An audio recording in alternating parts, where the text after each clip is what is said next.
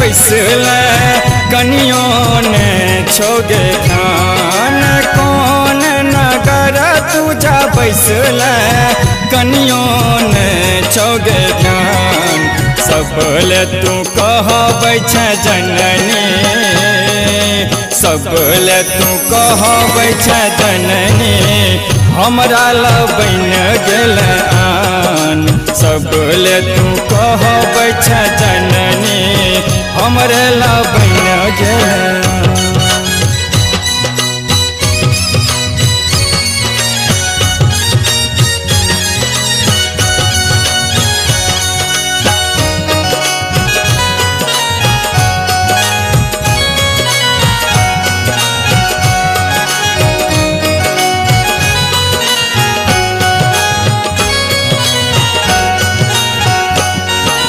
पूजा के विधि नहीं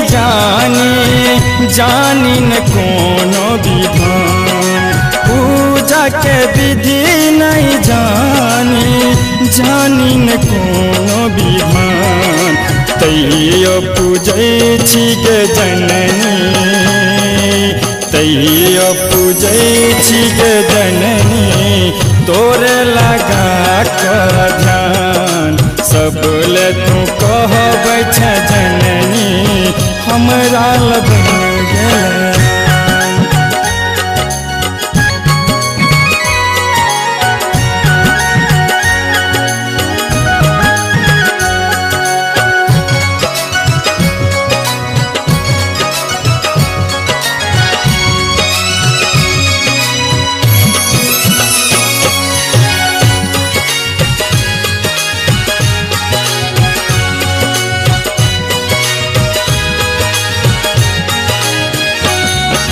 सबहक सुधी तू लैबे रे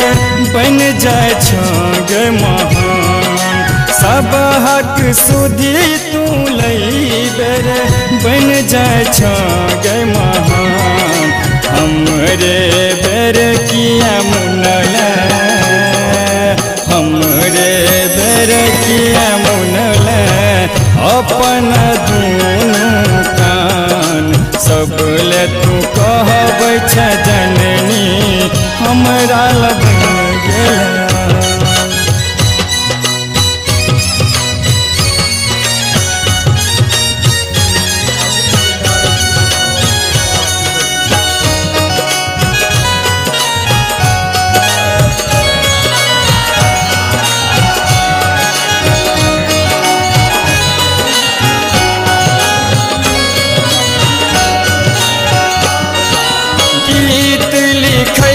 मिथिल से तोरे लगा कर ध्यान गीत लिखै छौमा मिथिल से रखी है तू बेटा कमान कैन कैन राघव गाबै छो कैन राघव गाबै छो